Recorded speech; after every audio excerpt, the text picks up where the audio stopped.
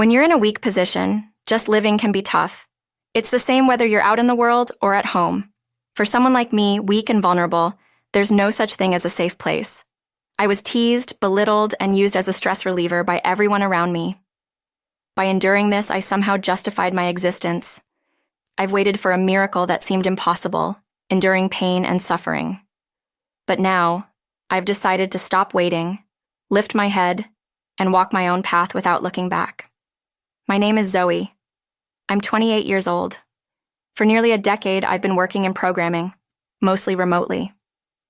There's always a high demand for skilled programmers, so there's more than enough work to tire me out. I manage multiple teams and oversee operations. The person once seen as the weakest, the lowest, is now a leader. Life really is unpredictable. Since I was young, I was mocked for being gloomy and introverted. This ridicule wasn't limited to my peers. At home, it was just the same. My brother Wesley especially looked down on me and made fun of me. When he left for college after graduating high school, I felt a deep sense of relief. After finishing high school myself, I didn't pursue further education and instead retreated to my room. It was almost as if staying home was a trade-off for not continuing my studies. For years, I rarely left the room, accumulating experience and achievements. My mom and Wesley then and now have always looked down on me and ridiculed me. But my dad was different. It's hard to believe he married someone as mean as my mom. He was that kind of gentle person. In tough and sad times, I would snuggle up to my dad at the pub he ran and cry. The pub was a small establishment on the ground floor of our house, and he managed it alone.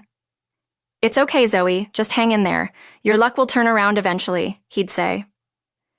I could tell he was trying to convince himself of the same thing. The pub wasn't thriving, often running at a deficit. This left my dad unable to stand up to my mom, who worked a corporate job. The building was rented, costing $3,000 a month in rent. 3 years ago, when my work started to take off, I took over the rent payments. I'll never forget the look of surprise on my dad's face when I offered to take care of the rent. It was the first time I saw him smile like that, tearfully expressing his gratitude. To support my dad's business, I worked harder than ever. I believe it was then that I grew most as a programmer. Working became a way of repaying my dad. I was truly happy about that. Dad passed away suddenly from an illness about 6 months ago. The pain of his loss hasn't healed even a bit. I can still cry rivers, but I couldn't just keep crying. After Dad's death, Wesley, who had always been at odds with him, came back home. Wesley had married a few years back. His wife's name is Hannah. She's a perfect match for a mean-spirited Wesley, sly and with a sharp tongue. In the house without Dad, Wesley and his wife started acting as if they owned the place. "Hey, Zoe, still cooped up in your room, messing with your computer? Creepy." "Oh, that's not nice, Wesley." Poor Zoe. When Wesley and his wife start teasing me, Mom joins in, attacking me too. Mom, now retired, spends all day at home doing nothing. Every time she sees me, she clicks her tongue, muttering that I should just leave. "I wish you had taken Zoe with you, Dad." Every snide joke from Mom, every moment of feeling alienated at home, made me think there's no reason for me to stay here anymore. I need to leave as soon as possible. I'll live for myself, especially now that I don't have a single ally left at home. After Dad's passing, every time Wesley sees me around the house, he clicks his tongue. So does Hannah. Needless to say, so does Mom. They ignore me completely, even eating separately. Mom is actually my foster mother. My biological mother died in a traffic accident before I was old enough to remember. I call my foster mom, Mom, but it's just out of necessity. Wesley is my stepbrother. There's no blood relation between him, me, or Dad. That's probably why Mom and Wesley can be so cold to me. After Dad's death, Wesley and his wife took over the pub. They had always been interested in the food and beverage industry. However, without any hesitation, they closed down Dad's pub. Then, in a selfish move, Wesley and his wife remodeled the place into a cafe. Wesley helps out on weekends while working his regular job. With Hannah as the manager, to cover the cafe's remodeling costs, Wesley used Dad's inheritance without consulting me. I usually keep quiet, but I got angry. That money was supposed to be for me too, right? How can you just use it all without asking? Don't raise your voice like that, introvert. From that moment, Wesley's malicious attacks on me got worse. They made it clear they wanted me gone, overtly treating me like an enemy. This moocher, get out now. Just looking at you makes me sick. It's like looking at a slug. Of course, Mom joined in on the momentum. Yes, get out. Moochers are a nuisance. I was utterly disgusted by their ignorance and arrogance, and so I started preparing to move out immediately, hoping they'd all go to hell. I found a nice apartment, signed the lease, and moved my belongings. I even bought myself a new computer as a moving-in gift. On the last day at home, I said to the three of them, "From now on, you'll need to handle the rent yourselves. I won't be paying it." Wasn't this place owned by our parents? Wesley's stupidity never ceased to amaze me. I didn't even feel like laughing. Mom, wanting to stay on the strong end, acted like she didn't care. The rent is $3,000 a month. I hope the cafe sales can cover it. Wait, Zoe, you're paying $3,000 a month? Seeing how shocked Wesley was, I decided to enlighten them. Over the past decade, working as a programmer, I started my own company. Currently, it employs about 40 employees, all skilled programmers. Leading them, I've successfully managed various projects. Paying $3,000 a month was nothing for me. I plan to expand my business further from my new apartment. This move is a great opportunity to start something new. As I finished, Wesley, with a forced smile, started clapping. I didn't know that. Impressive, Zoe. You can stay here. What? Don't leave. You can stay here just like before, right? Mom, caught off guard, nodded in surprise. Yes, Wesley's right. No need for you to leave. I think so too. Wow, Zoe, I'm impressed. Changed my mind about you. The three of them completely changed their tune, knowing the amount of rent and my financial capability made them rethink, but it was too late for anything they said. I picked up my last bag and stood up. How foolish. Just so you know, I won't be helping out. Goodbye. Despite their attempts to hold me back, I left the house. Afterward, I began a new life in my spacious apartment, working by a bright window with a cup of coffee. No one complains. When I feel like a change of scenery, I can head to a nearby cafe. Realizing my newfound freedom, I gradually changed. I started wearing clothes I liked and changed my hairstyle. I began checking out places and items that caught my interest. My team members noticed, saying my voice sounded brighter, much to their delight. Apparently, I used to have a worryingly low and somber tone during meetings. My positive changes seemed to brighten up my employees as well. Meanwhile, I kept getting calls from Wesley. I ignored them, but Mom started calling too. I could have blocked them. I have no attachment to those three, but I didn't cut ties completely, just for a bit of payback. For instance, when I felt particularly down, I'd answer Wesley's calls. Wesley tried everything to appease me and lure me back home. His flattering tone was amusing. Mom was almost the same. "Please, let the past be the past," she said in a cloying voice. I listened to them, only to firmly reject them in the end. Return to my parents' home to live under the same roof with the three people I detest most in this world? Why would I willingly subject myself to such a miserable ordeal? Now the tables were completely turned. Hearing Wesley and Mom's reactions when I rebuffed them was amusing. I slowly enacted my revenge, recalling all the mean things they did to me. I learned a lot from talking to Wesley. It turns out Wesley and Hannah actually have a significant amount of debt. Most of it seems due to Wesley's gambling. He's underreported the amount to Hannah, a truly shady affair.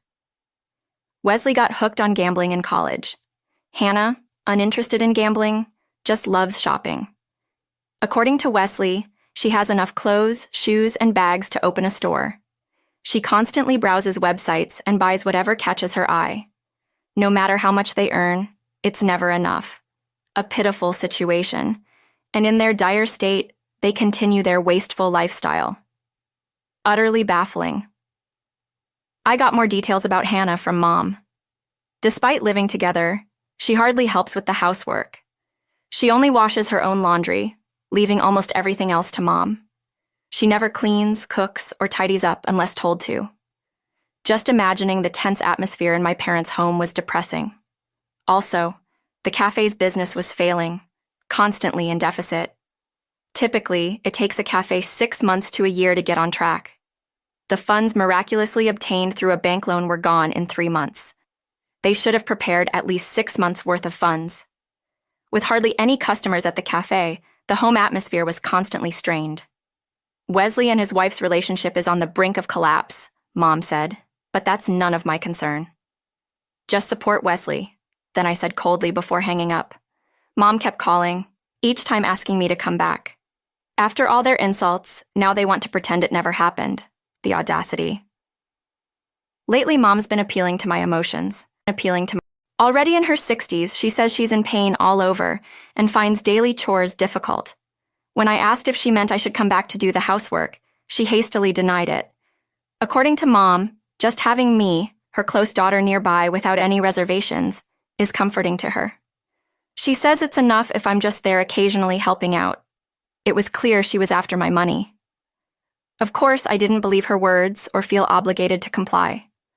What was truly unpleasant was her invoking memories of my dad. Dad was kind. He must be pitying me now, Zoe. You're kind like Dad. You couldn't abandon your family. But bringing up Dad had the opposite effect. I knew how much Dad suffered because of Mom, a loser running an unprofitable shop. How many times have I heard him being called that? Mom, who once scorned me, now has no choice but to flatter me. If Dad were watching, he'd surely be laughing at her. If he pies anything, it's Mom's ugliness. I later informed Wesley that Mom had been bad-mouthing Hannah extensively at my parents' home.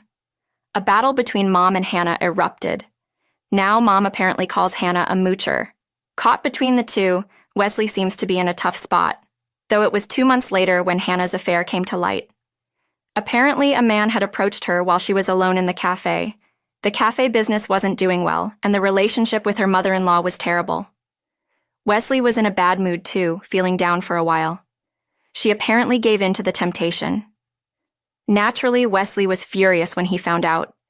In a sensible world, they would have calmly discussed their future, but foolish Wesley opted for a shock in the form of revenge. He too had an affair, both blaming each other. Wesley and his wife had a huge fight. The marital spat continued until a glass ornament thrown by Hannah hit Mom's foot. Mom ended up with a broken leg, taking months to heal, leaving her bedridden and unable to do housework. Feeling somewhat responsible, Hannah started doing the housework. But her inexperience led to inevitable mistakes. Small mistakes should be overlooked, but Mom took the opportunity to complain to Hannah. Typical harassment, criticizing her efficiency and the overly salty food. Hannah wanted to give up, but couldn't, her stress building up. Angry at Wesley for his affair and retaliation, and at herself for injuring her mother-in-law, unable to talk about divorce because of her duty to care for her injured mother-in-law, Hannah's mental state deteriorated. Wesley said she was now in a state of depression. Wesley suffered badly because of his affair for revenge. He ended up deeply resented by the partner of his affair.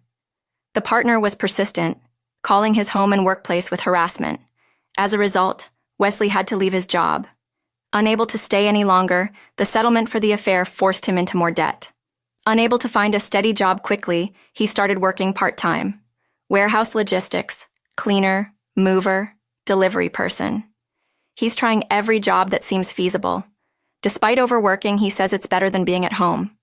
Being at home with Hannah and Mom's stares hurts. Better to work outside the house. Once noisy with couple fights and mother-in-law and daughter-in-law conflicts was now eerily quiet because nobody willingly speaks to each other. Mom doesn't even want to see Wesley and Hannah's faces. Hannah doesn't want to meet her mother-in-law, and Wesley feels awkward talking to both of them. That seems to be the current state of affairs. They don't want to interact, yet they live together. It's nothing short of hellish, and I find it terrifying. Wesley, who shared all of these stories with me over the phone, asked me for money at the end of the call. I refused, of course. Lending them money would only encourage dependency, and I don't want to be involved in that. Relationships built on money disappear when the money runs out, and I wanted to cut ties there. Wesley said he would call again, so I set up his number to block. I also blocked Mom's number. I never registered Hannah's number. I don't answer calls from unknown or private numbers, so no worries there. The three of them, unable to pay rent, eventually dispersed. Mom moved into a retirement home, and Wesley and his wife divorced.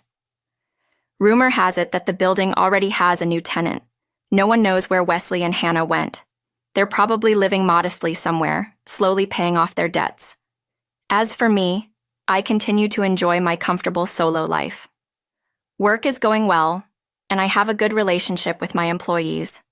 Everything is perfect, but maybe there's a new twist ahead. A colleague introduced me to a man, and I've agreed to a date. He's a young entrepreneur. His eyes sharpen when he talks about work. A charming person. Until now, I've been solely focused on my job, never dating. It seems like that part of my life is coming to an end.